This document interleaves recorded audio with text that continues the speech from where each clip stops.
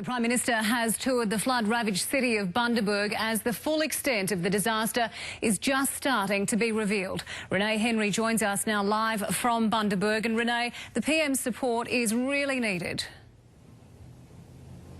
It really is, Georgie. She visited the region today, pledging her support for a damage bill that's expected to be in the hundreds of millions. These pictures show the extent of damage in North Bundaberg, the worst hit area in this crisis, still inaccessible by residents and where authorities don't want people to go home. A house sits in the middle of the road. The force in which the water went through that side of town must have been intense. There are craters everywhere. They're deep, some are 30 foot wide, and paint a very clear picture of why authorities don't want people going over there. It's simply too dangerous. We've seen more of that massive hole on the main bridge over to the north side on the Talon Bridge, that gaping hole. There are cars overturned and piled up everywhere, trucks smashed up against gutters and debris everywhere. And those pictures we just saw of the home in the middle of the road, the owners, the people who actually live there, approached the Prime Minister and Campbell Newman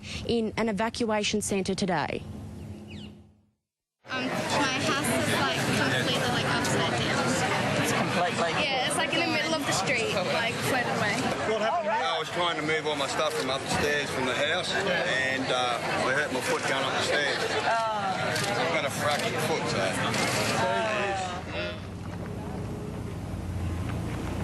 The Prime Minister today announced relief payments for victims in Bundaberg as well as primary producers and small businesses. The Premier also appointed Deputy Commissioner Brett Pointing to head up the Recovery Task Force in a clean-up and rebuild that is expected to last until Christmas. The reality of the massive clean-up task is well and truly setting in. So too the unprecedented loss suffered by more than 2,000 property owners. Sorry. Too overwhelming. Yep. How much have you lost? Everything. Everything. And 350 businesses. I'm really guessing anywhere between $1 million, $1.5 million, $2 million. I've got no idea. Julia Gillard offered encouraging words to evacuees still unable to return to the city's ravaged north. She visited communities ripped apart by a series of tornadoes and promised financial help is on its way. This is a 1 in 200 year flood, it's being described as. It's a record in terms of any records that have been kept. There are tons of sludge to clear, most without power and relying on generators to clean. Debris is everywhere, this boat included. Pipeline damage has cut the gas supply to most of the Wide Bay, but the Premier promises a recovery task force is in full swing. To expedite works, to cut through red tape. I expect to see Christmas in Bundaberg.